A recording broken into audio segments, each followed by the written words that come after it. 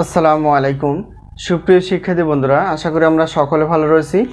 আবারও স্বাগত math and science online ইউনিভার্সিটিতে। প্রিয় শিক্ষার্থী বন্ধুরা, তোমরা থাম্বনেলে আজকে যে বিষয়টি দেখতে পেয়েছো সেটা হচ্ছে যে অনার্স চতুর্থ বর্ষ পরীক্ষা হচ্ছে 2023, সাজেশন হচ্ছে 2025। তোমাদের পরীক্ষার ফর্ম ফিল আপ চলমান, তো যে কোনো মুহূর্তে পরীক্ষার ফর্ম ফিল আপ শেষ হয়ে তোমাদের পরীক্ষার রুটিনটি প্রকাশ হতে পারে। তো এর মধ্যে আমরা সাজেশনগুলো নিয়ে যদি পড়াশোনা করতে পারি ইনশাল্লাহ অনেক ভালো হবে। তো যাই হোক, আমাদের সাজেশনের নাম হচ্ছে আলহামদুলিল্লাহ সাজেশন। তো আমরা সেই আলোকেই রসায়ন বিভাগের অর্থাৎ আজকে একটা পত্র নিয়ে আলোচনা করব, সেটা হচ্ছে যে ভৌত রসায়ন 4।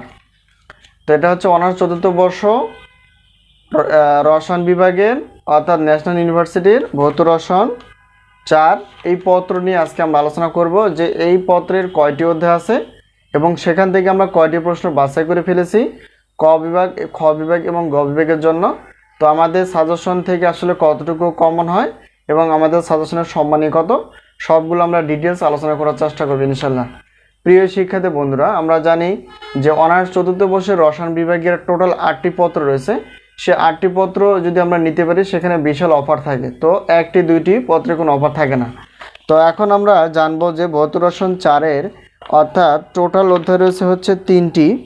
তো 3টি অধ্যায় রয়েছে বা 3টি চ্যাপ্টার রয়েছে। এই চ্যাপ্টার থেকে আমরা ক বিভাগের জন্য 30টি প্লাস, খ বিভাগ এবং গ বিভাগ মিলে 30টি প্লাস আর আমাদের সাজেশন থেকে ইনশাআল্লাহ কমন আসে 70% প্লাস থেকে 100%-এর মধ্যে। তো প্রত্যেক পত্রের সম্মান হিসেবে রাখা আছে।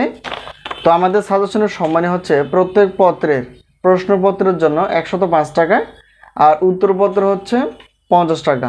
তো এই হলো বিষয়। যদি আমরা 8টি পত্র নিয়ে থাকি তাহলে সেক্ষেত্রে বিশাল অফার থাকে। তো আজকে আমরা যে বিষয়টি নিয়ে আলোচনা করলাম সেটা হচ্ছে যে ভৌত রসায়ন 4। তো এটা টোটাল অধ্যায় হচ্ছে 3টি।